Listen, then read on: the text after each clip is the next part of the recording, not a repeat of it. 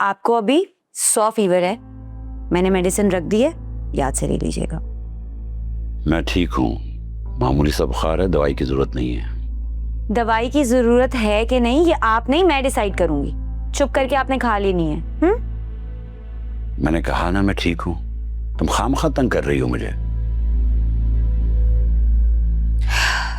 तंग तो मैंने आप सबको कर रखा है, इतना कि शायद मैं आप दोनों से अब नजरें भी नहीं मिला सकती। ये क्या बात कर दी तुमने? तुम तीनों में मेरी जान है, तुम लोग मेरी दुनिया हो, और तुमने कोई मुझे तंग वंग नहीं किया हुआ। खबरदार जो आइंदा ऐसी बात की। कितना मुश्किल होता है ना बाप होना। बहुत खूबसूरत होता है बाप का होना, और वो भी बेटियों का। और उससे भी ज्यादा खूबसूरत होता है तुम जैसी बहादुर बेटी का बाप होना।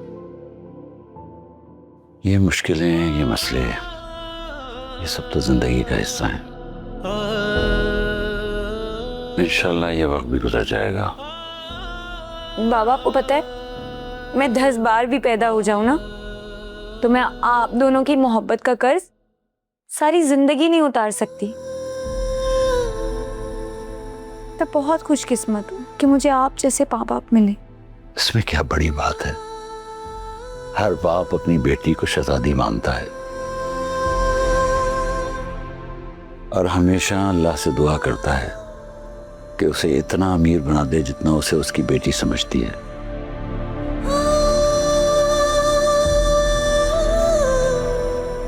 फिजा,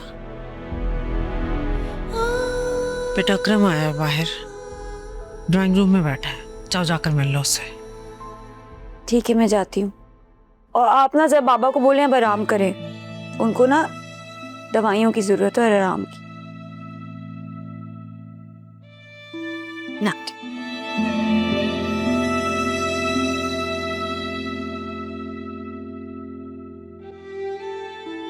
पूरा दिन गुजर गया है, आलिया से कोई राब्ता नहीं हुआ।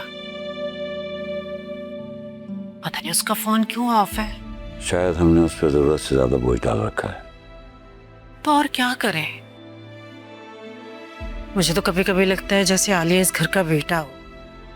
यही तो हमने गलती की है, उस पर हमेशा से जिम्मेदारियां डाली है। उसने कमाना शुरू किया तो जरूरत से ज्यादा माली जिम्मेदारियां उसी ने उठा ली, और जोया को तो जैसे घर सारा वही चलाती थी। तो क्या करें? अगर घर में कोई एक फर्द भी अपनी जिम्मेदारी नहीं उठाए तो जिम्मेदारियां खुद ब खुद दूसरे पर चली जाती हैं। अगर वो भी जिम्मेदारियां नहीं उठाएगा तो घर ही टूटेगा ना, और क्या होगा? बस अब और नहीं,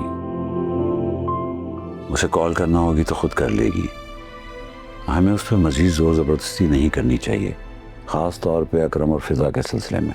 है? क्यों?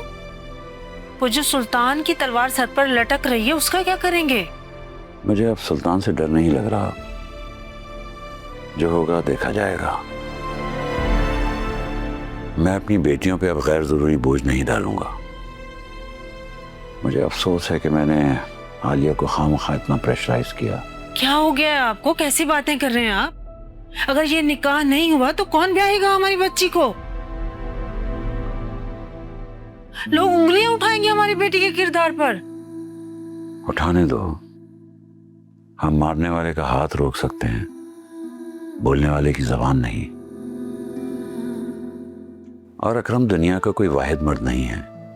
आज नहीं तो कल, कल नहीं तो आने वाले कल जरूर कुछ बेहतर हो जाएगा। मुझे अपने अल्लाह पर पूरा भरोसा है। आपने तो एकदम ही पलटा खा लिया। तुमने जोया और फिजा को देखा है?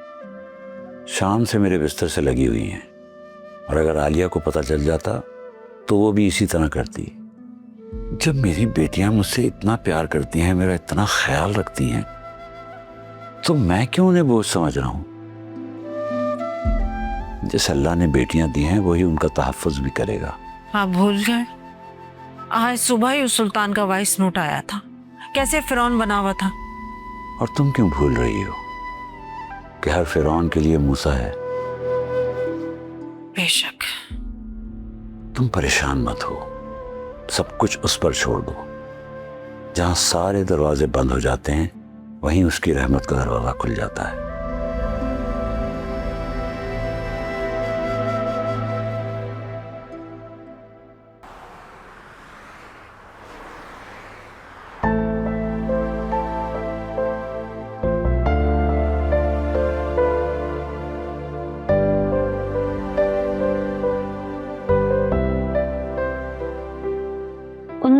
लड़कों की तबीयत कैसी है अब? एक को माइनर फ्रैक्चर है और एक को 6 स्टिचेस लगे। That's so sad. हमारे ज्यादा सैड कहानी तो नहीं है यार उनकी।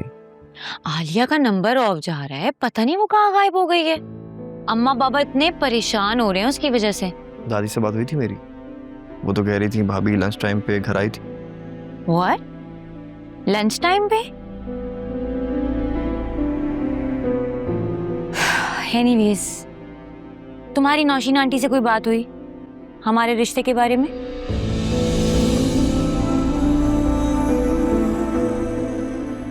नहीं, आज करूंगा, मगर मम्मी मान नहीं रही है। और यहाँ मेरे वालिदैन बीमार पड़ रहे हैं। बाबा अपने मुंह से कुछ बोलते नहीं है, but being a doctor I know that he is in stress right now.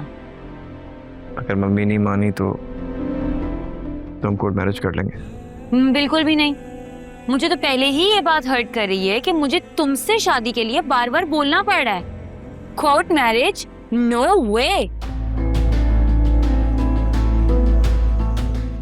मैं ना खुद को इतना गिरा नहीं सकती, ना ही मैं अपनी सेल्फ रिस्पेक्ट पे कॉम्प्रोमाइज करने वाली हूँ।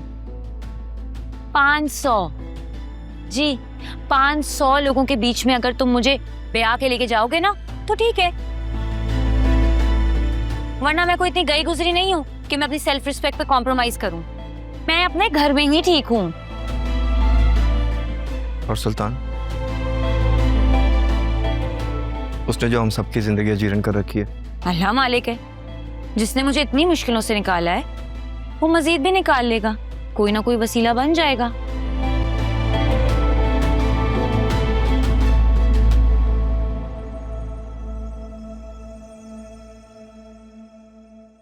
क्या हुआ, नाराज हो मुझसे? नहीं, बिल्कुल भी नहीं। देखो, इन सब के बाद मुझे एक ही सोल्यूशन नजर आ रहा है, और भाई भी इस अहम मौके पे बाहर गए हुए। दादी भी अपनी सब कोशिश करके देख चुकी है। हाँ, ये है कि अगर हम कोर्ट मैरिज कर लेते हैं तो दादी हमारा प्रॉपर साथ देंगी।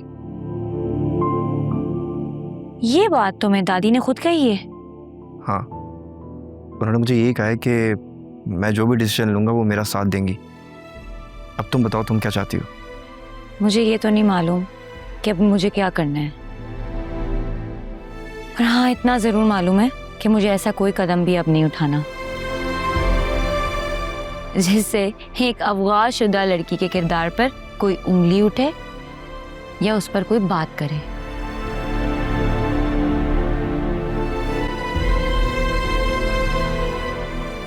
फिर मैं चलता हूँ, आज जाते ही मम्मी से बात करूंगा। रुको रुको, चाय बनाई थी, चाय तो पी लो। अब चाय तभी पीऊंगा तुम्हारे हाथ की जब तुम मिसेस अकरम बनोगी।